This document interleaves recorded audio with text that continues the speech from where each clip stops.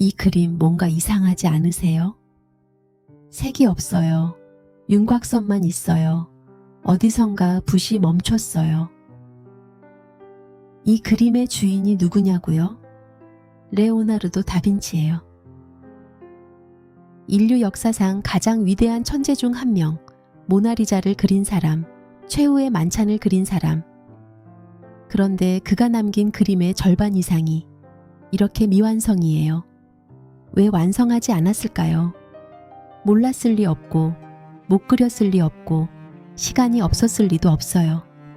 오늘 그 이유를 찾아갈게요. 시즌2에서 우리는 조토를 만났어요. 800년 전 천사에게 처음으로 눈물을 허락한 화가, 그가 연문으로 오늘 한 사람이 걸어 들어와요. 레오나르도 다빈치예요. 회화, 조각, 건축, 음악, 해부학, 수학, 공학, 천문학, 모든 걸 탐구한 사람, 그런데 모든 걸 끝내지 못한 사람. 시즌3 시작할게요.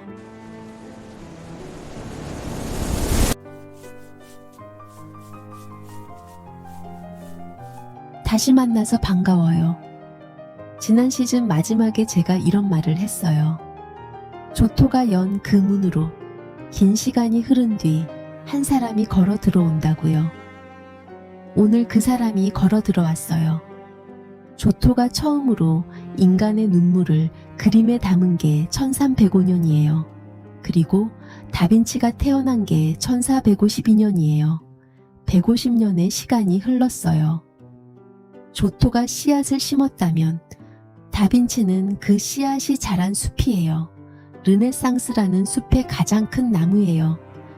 1452년 이탈리아 피렌체 근교 빈치 마을. 레오나르도 디세르 피에로 다빈치가 태어났어요. 공증인 아버지의 혼외자로요. 그가 자란 피렌체는 당시 유럽에서 가장 뜨거운 도시였어요. 메디치 가문이 예술과 학문을 후원했고 온 도시에 화가, 조각가, 철학자, 건축가들이 모여들었어요. 다빈치는 14살에 베로키오의 공방에 들어갔어요. 그리고 스승이 이런 말을 했다고 전해져요. 내 제자 레오나르도가 나보다 낫다. 나는 더 이상 붓을 들지 않겠다. 15살 제자한테 스승이 붓을 내려놓은 거예요. 그런데 다빈치가 완성한 그림이 몇 점인지 아세요? 현재 학계에서 인정하는 다빈치의 완성 회화 작품은 20점도 안 돼요. 그런데 그가 시작한 작품, 스케치한 작품, 의뢰받은 작품은 수백 점이에요. 동방박사의 경배, 미완성, 성 히에로니무스, 미완성, 앙기아리 전투, 미완성, 레다와 백조, 사라짐. 왜 이렇게 많이 놔뒀을까요? 나태해서? 아니에요. 이 사람 노트를 보면 하루에 잠을 4시간밖에 안 잤어요. 능력이 없어서? 당연히 아니에요. 그럼 왜요? 이 그림을 자세히 보면 신기한 게 있어요. 완성된 부분과 미완성 부분이 확연히 달라요. 히에로니무스의 얼굴, 목의 근육, 가슴, 완성된 부분은 숨이 멎을 만큼 정밀해요. 해부학 교과서 수준이에요. 그런데 배경, 손, 사자, 선만 있고 색이 없어요. 이게 단순히 미완성이 아니에요. 다빈치가 이 그림에서 가장 흥미로웠던 건 고통받는 인간의 근육이었어요. 히에로니무스의 목, 어깨, 가슴에 담긴 감정과 육체의 관계. 그걸 다 탐구하고 나서 나머지는 흥미를 잃은 거예요. 이게 다빈치예요. 궁금증이 해결되면 다음 궁금증으로 가요. 동방박사의 경배예요. 이 주제를 그린 그림은 역사상 수백 점이에요. 공식처럼 정해진 구도가 있었어요. 가운데에 마리아와 아기 예수, 양옆에 경건하게 경배하는 동방박사들, 선물을 바치는 장면. 그런데 다빈치의 그림은 완전히 달라요. 소용돌이치는 인파예요. 마치 군중이 밀려오는 것 같아요. 말이 뒤에서 뛰어오르고 사람들은 각자 다른 방향을 바라봐요. 혼돈처럼 보이는데 자세히 보면 모든 시선이 마리아와 아기 예수를 향해 있어요. 다빈치가 처음으로 인파의 심리를 그림 안에 넣은 거예요. 경건한 경배가 아니라 살아있는 순간으로. 그런데 이 그림도 미완성이에요. 1481년 피렌체 산도나토 수도원에서 의뢰받았어요. 그리고 다음 해 다빈치는 밀라노로 떠났어요. 그림을 놔두고요. 왜 떠났을까요?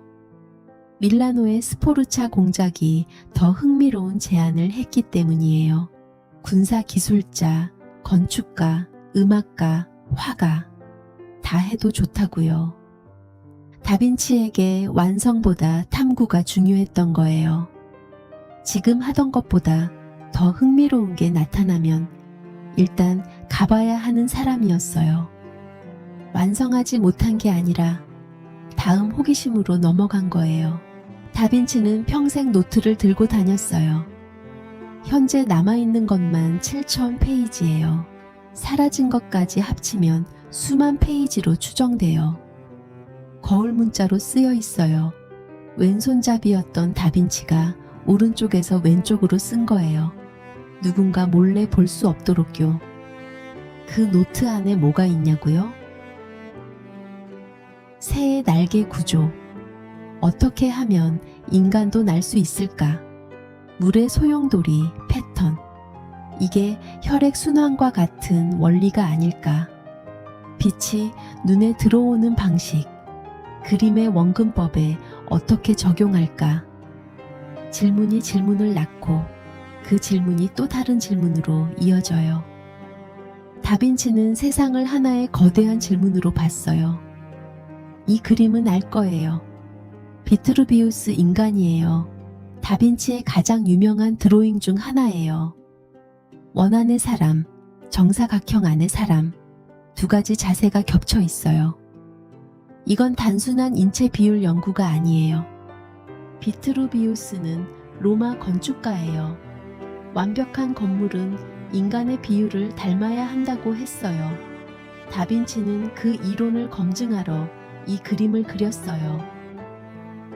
그런데 여기서 다빈치가 발견한 건 뭐냐면 인간의 몸이 수학이라는 거예요.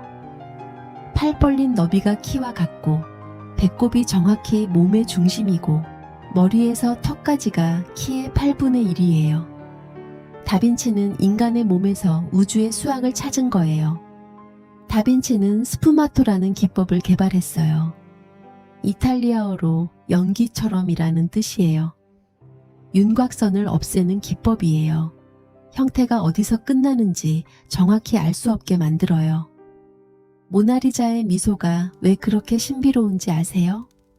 입꼬리가 올라가 있는지 내려가 있는지 정확히 안 보여요. 정면으로 보면 웃는 것 같고 옆으로 보면 슬픈 것 같아요. 이게 스푸마토예요.